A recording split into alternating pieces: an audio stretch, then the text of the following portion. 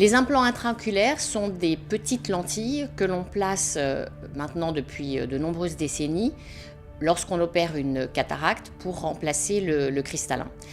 Ces implants ont été mis au point dans les années 60 par Ridley, qui avait constaté que les pilotes qui avaient des morceaux de cockpit dans les yeux toléraient parfaitement bien, même très à distance du traumatisme, toléraient parfaitement bien ces fragments de cockpit dans l'œil, qu'il n'y avait ni rejet, ni intolérance, ni allergie.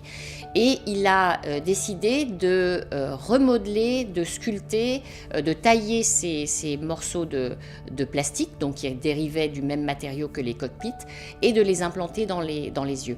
À l'époque, pour enlever les cristallins, il fallait faire des incisions très larges parce que ces implants n'étaient pas pliables et qu'on n'avait pas les technologies qui nous permettaient de faire des chirurgies à travers des petites incisions. Aujourd'hui, on fait des chirurgies avec des incisions qui font 2 mm et on arrive à injecter des implants qui sont aujourd'hui pliés, c'est-à-dire que le matériau est un matériau souple que l'on peut plier, injecter à travers des incisions minimes, et l'implant va ensuite se déplier à l'intérieur de l'œil.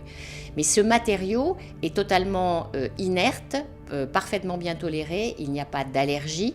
On a aujourd'hui des enfants que l'on peut implanter, on a des enfants qui ont malheureusement des cataractes et on leur met bien évidemment ces implants. Ces implants vont durer plus d'une vie. On sait que le matériau ne se détériore pas, il n'y a pas de besoin de le changer, il va durer plus d'une vie et il restera tout à fait intact dans l'œil et il sera parfaitement bien toléré. Ces implants sont utilisés aujourd'hui dans la chirurgie de la cataracte, qui est l'intervention la plus pratiquée dans le monde, là et la plus pratiquée en France également.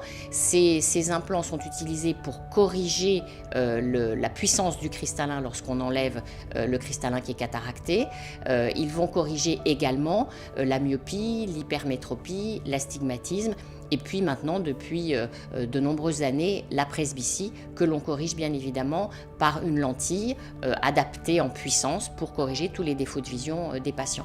Donc la chirurgie de la cataracte aujourd'hui est devenue une chirurgie réfractive, c'est-à-dire qu'on peut se permettre, après l'intervention de la cataracte, de ne plus porter de lunettes. Donc les patients bénéficient de ces interventions non seulement pour améliorer leur vision lorsqu'ils ont une cataracte, mais également pour corriger leurs défauts de vision et ne plus porter de lunettes.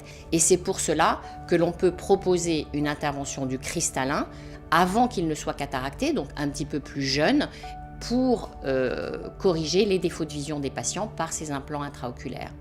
Cependant, c'est une chirurgie endoculaire. Cette chirurgie comporte un certain nombre de risques, d'aléas.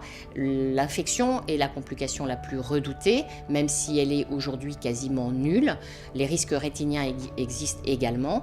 C'est pour cela qu'aujourd'hui, lorsque les patients viennent nous voir et qu'ils ont un cristallin très clair, on préfère leur faire une chirurgie au laser qui va avoir le même effet, donc enlever les lunettes des patients, mais avec des risques post-opératoires encore plus légers que la chirurgie de la cataracte.